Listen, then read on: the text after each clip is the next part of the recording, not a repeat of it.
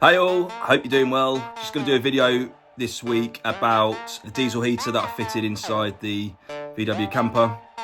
Very straightforward, no BS. I'm just going to give a top level summary of how I installed the heater, and hopefully for those of you who are watching, by the time you finish this video, you'll have a good understanding of how you go about installing, what materials you need, what tooling you need. Once you watch this video, you'll be able to go into a deeper dive using other videos to answer questions that you may have off the back of this video. This is just a very top level summary video so that by the time you're finished, you'll be able to understand how it's fitted.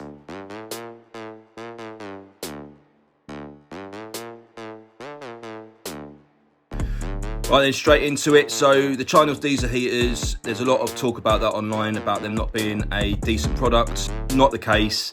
What you will find with the kit is that they come with inferior products. So you'll have things such as the filters, the actual fuel lines themselves. They come in with a green fuel line, not great. I'd get that replaced straight away. You've also got your fuel feeds that feed into the tank, which is again not a great design. I'll have that changed out, and the clips for the fuel pipes. Generically, anything that isn't great on the fuel side of it, I'd get replaced. The cost of these parts are cheap.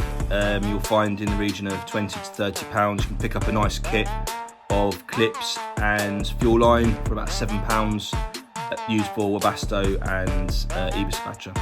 The tooling required to have this work completed will be a 6mm drill piece, a 60mm core piece. These will core out your vents for your hot and cold air, a hacksaw, a spanner set, flat-headed screwdriver, crimping set, some jacks to assist you with dropping the fuel tank, and ramps to allow you to drive your van up for access. Material required would be the diesel heater itself with a controller. I went for the Chinese diesel heater. They vary around £100 online. New underslung bracket, again, was about £20. I think I've seen now powder coated for 16 quid. New fuel line with the feed pipe clips, and you can also opt for the quieter fuel pump, which I haven't gone for yet. But I've broken this down into 3 stages. So the first stage is the dismantling of the fuel tank. Second stage is the fitment of the diesel heater, and the third stage is powering it up, ready to go. So for the first stage, before you've got the vehicle parked up, I'd recommend emptying the fuel tank. Make sure that the reserve lights hit. I drove it for about 15-20 miles, and by that time you start to undo the clips on the tank. You'll find it a lot easier to manage. So first element would be, once it's parked up onto your ramps, is to get the jack in place. There are 3 brackets that hold the fuel tank in place on the VW T5, that is. Prior to removing the clamps on the fuel tank, you want to disconnect the fuel lines. If you just use a flathead screwdriver, you can access to one side, push down, and it will automatically disconnect. This will help you when you remove the fuel tank from the vehicle. Jack underneath, 3 straps off, down. Once you've got access to the sender, you'll drill a 6mm hole into the opening. This is located on the T5s with a square box. You drill straight into there. Make sure that you have got the area protected so that none of the debris goes into the fuel tank. Put your new pipeline, your new feed pipe in. Make sure you put your O-ring and your nut on the correct sides, and tighten up.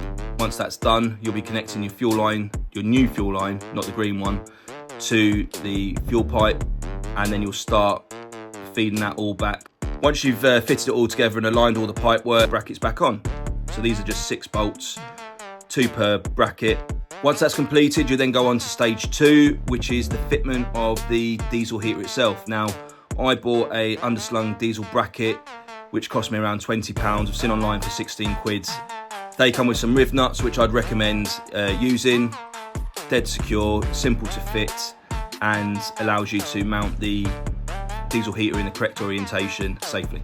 Once the bracket's secure, I then drilled out the 60mm cores out of the step of the driver's side. I also did a 60mm core of the inside of the van, where I was going to have the hot air enter the vehicle. Very straightforward. I also then put another 6mm would have probably been better for around 8-9mm with a grommet, which is where I entered the wiring later on. Okay, so once the holes were cored out, I then put the fuel line into the diesel heater via the pump and the filters. I mounted that, and then I made sure that the fuel line was plenty full of diesel before firing it up. Now you'll hear a lot of people online who'll just say, keep it going, keep it running, it will pull through. Now you do that, you're going to mess your pump up, and then that is one of the issues that you'll commonly see, is the fuel pump gets dried out and you end up with issues with it. Once that was all connected up, obviously you haven't got the power on yet, fit your air in and your hot air out into your vehicle, and then you'll also mount your exhaust for your combustion area. So you'll have your air in, which the air in you want to face to the front of the vehicle, and then you have the exhaust, which you want out to the back, slightly to the sides.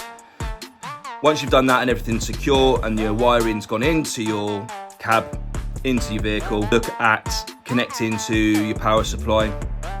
And before that, you want to connect your control, mount your control in a decent position, and that will ensure that during the nights, the colder nights, you'll be able to operate it either remotely or by knowing where it is in the vehicle. Now with these Chinese diesel heaters, they tend to give out a nice blue tinge, so you're not going to miss it at night. And there we have it. So once you've connected up to your battery supply, your controller shining, hit on, and away you go. So it shouldn't take you long at this point for the fuel to pull through. It might take a couple of starts.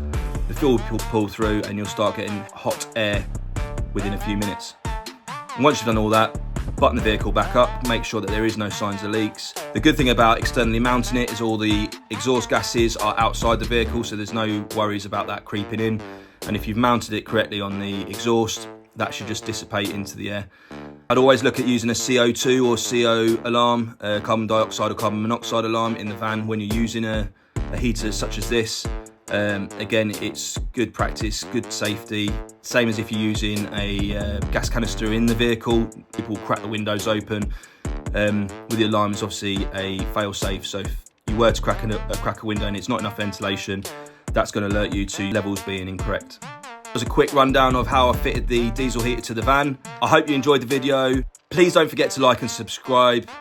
Leave a comment about the opinion on diesel heaters, whether it be the Chinese type, the Wabasto, the Eberspachers, which are more expensive. I'll do another video on that on a later date. Have a good day, have a good week, have a good month. See you on the next video.